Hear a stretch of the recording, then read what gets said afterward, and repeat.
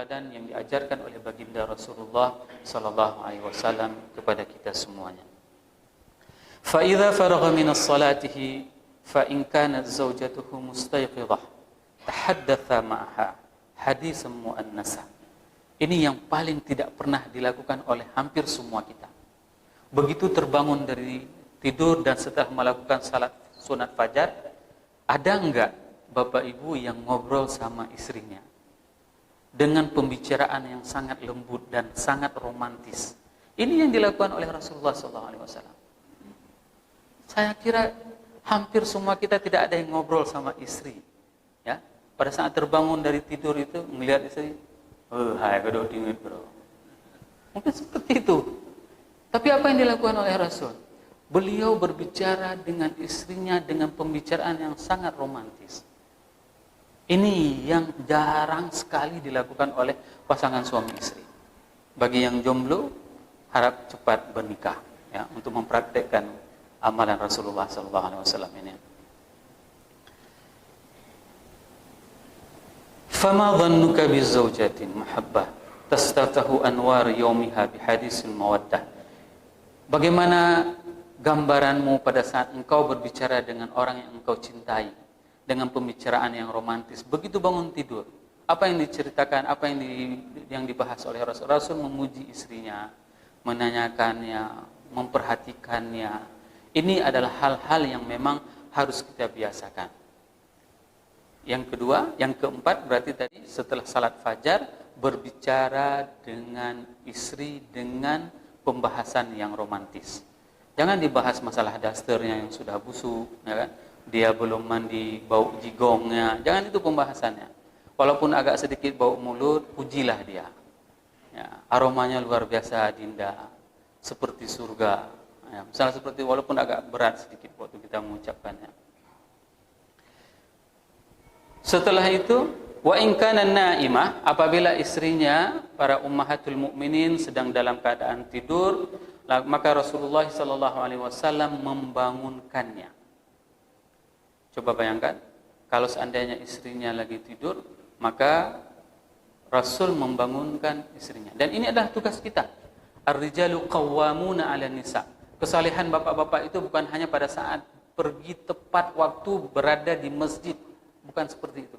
Namun pastikan keluarganya sebelum pergi meninggalkan masjid itu sudah dalam keadaan bangun. Ini yang dicontohkan oleh Rasulullah sallallahu alaihi wasallam. Rasul begitu melihat ummahatul mukminin, ibunda kita sedang tidur, maka beliau membangunkannya.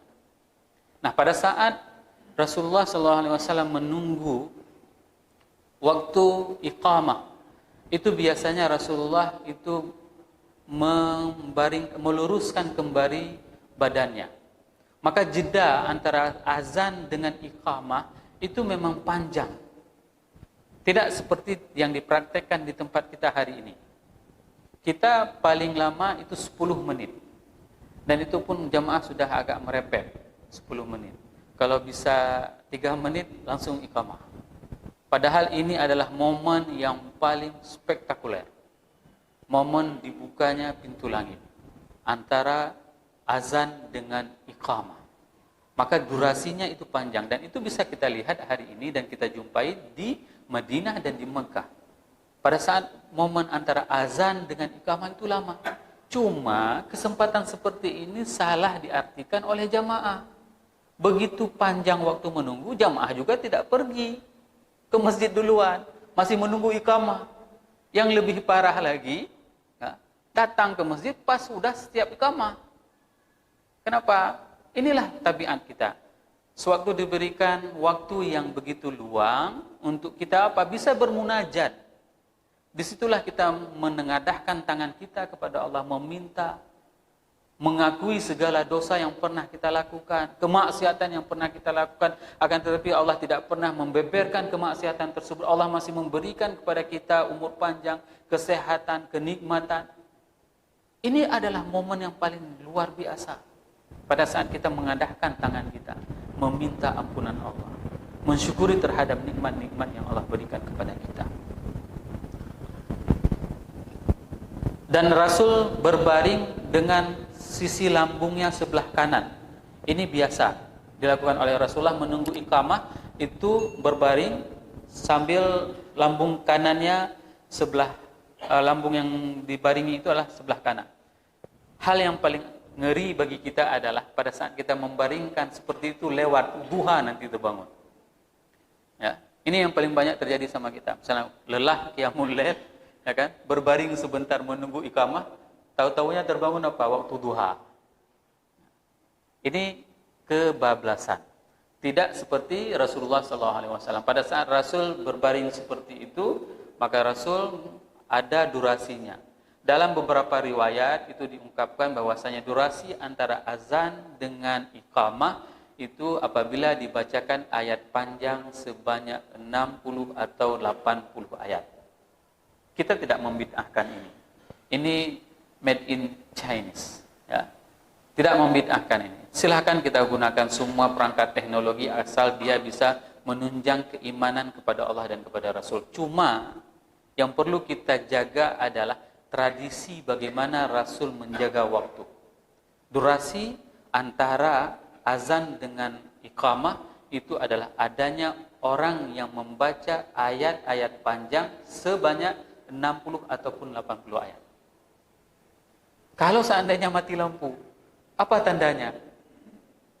Nggak hidup ini. Peringatan dari Cina ini nggak hidup nih. Nggak ada tet, nggak hidup. Maka harus ada orang yang menjaga, timekeeper. Ya. Orang yang menjaga waktu itu adalah muazin. Begitu dia azan, dia membaca Al-Quran selama 60 atau 80 ayat panjang. Ini adalah patokan kita bagaimana cara kita mengatur waktu durasi antara azan dengan iqamah. Bapak Ibu jemaah yang dirahmati Allah, fa idza ra'al Bilal radhiyallahu anhu anna an-nasa qad ijtama'u fil masjid ata ila Rasulillah sallallahu alaihi wasallam wa alihi wasallam fanada as-salatu ya Rasulullah. Begitu Bilal sudah melihat semuanya sahabat itu sudah berkumpul di masjid, ya, mayoritas sudah berkumpul semuanya, maka Bilal datang untuk menggedor rumah Rasulullah SAW dan beliau mengingatkan Rasul sudah waktunya salat wahai Rasulullah. Fakharaja fayakhruju Rasulullah sallallahu alaihi wasallam ilaihim fa idza kharaja min baitihi rafa'a tarfahu ila sama. Pada saat Rasul keluar dari rumahnya, ini yang harus kita lakukan hari ini. Pada saat kita keluar dari rumah, pernah enggak kita mengendahkan tangan kita meminta kepada Allah? Mulai hari ini, mulai besok pagi, begitu kita keluar dari rumah, itu yang harus kita lakukan. Ittiba'an li Rasulillah. Sebagai rasa cinta kita kepada baginda Rasulullah. Apa yang harus kita lakukan? Rasul begitu keluar dari rumah, beliau mengadahkan tangannya dan matanya menatap ke langit. Allahumma ghfir li dhunubi. Ini yang dikatakan oleh Rasulullah SAW. Salah, maaf. Pada saat itu, Rasul mengadahkan tangannya dan melihat ke atas, waqala bismillahi tawakkaltu 'ala Allah. Allahumma inni a'udzubika an adhilla wa udhal wa azilla wa uzal wa adlima aw uzlam aw ajhala aw yujhala alayya. Ini diungkapkan di dalam Musnad At-Tayalisi dan Musnad Imam Ahmad, Jami' Tirmizi, Sunan Ibnu Majah dan Sunan Nasa'i. Doa yang dipanjatkan oleh baginda Rasulullah SAW. Kalau Bapak Ibu nanti menginginkan soft copy bukunya, nanti akan saya bagikan melalui oleh Japri ataupun ke grup. Karena ini memang harus kita saya sering mengatakan, jangan kita mengatakan saya sebagai umat Nabi Muhammad tapi kita tidak mau mengikuti apa yang diajarkan oleh baginda Rasulullah. Ayo kita ikuti step by step. Apa yang dibaca oleh Rasul, apa yang dilakukan oleh Rasul, gerak-geriknya bagaimana. Ingatkan, dan waktu kita lakukan itu, inilah bentuk kecintaan saya kepadamu, wahai baginda. Saya mengadahkan tangan ini sebagaimana engkau melakukannya. Saya menatap ke langit ini sebagaimana engkau lakukan. Sebagai wujud cinta saya kepadamu, wahai baginda Rasulullah. Selanjutnya, فَإِذَا دَخَلَ الْمَسْجِدِ قَالَ. Dan apabila Rasulullah SAW dari rumahnya memasuki ke masjid, beliau mengatakan Bismillah wassalamu ala Rasulillah. Allahumma ghafir li dhunubi waftah li abwabi rahmatik. A'udzubillahil azim wajhil karim wa bisultanil qadim wa minasyaitonir rajim. Ini doa pada saat seseorang memasuki masjid. Mudah-mudahan sudah hafal. Kalau belum hafal, maka inilah kesempatan bagi kita untuk menunjukkan kecintaan kita kepada baginda Rasulullah sallallahu alaihi wasallam. Fa idza ra'ahu Bilal dakhil al-masjid aqama as-shalah. Begitu Bilal melihat Rasulullah sallallahu alaihi wasallam, maka disitulah posisi iqamah. Kapan iqamah? Iqamah itu begitu imam datang. Ini adalah petunjuk yang memang harus kita ikuti. Iqamah itu kalau misalnya di Masjid Baitur Rahman kita mau buat, begitu imam keluar, di situ iqamah. Ya. Itu adalah petunjuk kapan iqamah. Wa idza ra'ahu ashabuhu qamu ila shalah wa rubbama kharaja wa ra'suhu yansifu. Nah, dalam suatu hari Rasul itu pernah keluar dari rumah wa ra'suhu yansifu, dan rambutnya itu menetes air. Ini suasana yang dilihat oleh para sahabat pada saat melihat Rasul begitu keluar dari rumah. Para sahabat itu melihat rambutnya itu padat dan itu jatuh air. Dan itu disebutkan di dalam Musnad Imam Ahmad hadis 20.804. Air tersebut merupakan tanda dari beliau barusan mandi. Nah, dan banyak sekali fungsi mandi sebelum subuh itu, Bapak Ibu jemaah yang dirahmati Allah. Ada salah satu jemaah yang memang itu sudah divonis harus pasang ring jantung, ya. Tapi apa yang dilakukan oleh jemaah tersebut, beliau tidak usah lagi pasang ring dikarenakan begitu terbangun tadi, setelah terbangun, beliau mandi seperti mandi junub. Ya, semuanya dibasahi. Ini adalah salah satu terapi yang paling hebat ala Rasulullah sallallahu alaihi wasallam. Bapak Ibu yang sudah mengalami kerusakan jantung mungkin bisa mempraktekkan sebagaimana yang dilakukan oleh Rasulullah sallallahu alaihi wasallam. Oke. Berikutnya, wa rubbama kharaja wa waqafa fil musalla. Dan begitu suatu hari, kadangkala itu Rasul pernah keluar dan beliau berhenti tiba-tiba. Kenapa? Ternyata beliau itu baru teringat junub. Maka beliau itu kembali lagi ke rumahnya. Makanikum. Rasulullah sallallahu alaihi wasallam mengatakan, makanikum. Kalian semua tetap dulu ya, saya balik lagi. Itu yang dikatakan oleh Rasul. Summa raja'a ila baitihi faghtasala. Kemudian Rasul kembali ke rumahnya dan mandi. Summa kharaja ilaihi ra'suhu yaqturu ma'an. Rambutnya itu meneteskan air, sebagaimana yang diriwayatkan hadis dalam Musnad Imam Ahmad. Falam yakun sallallahu alaihi wasallam yatakammamu hadhihi al-umur wa yataharrajaha, wa innama kada basharan min al-bashar wa yara an-nasa fi hayatihi waqi'an hayatihim. Dan ini merupakan bagaimana siklus kehidupannya seorang manusia biasa. Mereka terbangun, mereka juga pernah manusia seperti kehidupan manusia biasa. Ada yang junub, bangun tidur. Nah, ada sebagian tetangga aneh pada saat kita mandi pagi hari. Kenapa? Dikira kita junub tiap pagi. Ini yang paling aneh. Kenapa? Karena mereka tidak tahu hadis yang diajarkan oleh baginda Rasulullah. Apa Bapak itu tiap pagi, tiap subuh itu suara air terus gerung-gerung. Apa junub terus nih? Sehingga ada yang penasaran menanyakan seperti itu, ya. Bapak apa? Junub ya? Tidak begitu, enggak. Ini adalah bagaimana yang diajarkan oleh baginda Rasulullah sallallahu alaihi wasallam. Fa idza qama fil musalla qala li ashabihim sawwu sufufakum tarasu. Ini adalah perintah dari Rasulullah sallallahu alaihi wasallam pada saat Rasul berada di posisi imam, maka apa yang dikatakan oleh Rasulullah SAW, sawwu sufufakum, luruskan saf. Tidak seperti kejadian dalam 2 tahun yang lalu, renggangkan saf. Ya. Sebenarnya dari awal saya sudah mengatakan itu adalah syariat, tidak boleh dirubah. Mau kondisi kayak manapun nggak boleh dirubah, karena ini adalah perintah konkret pasti.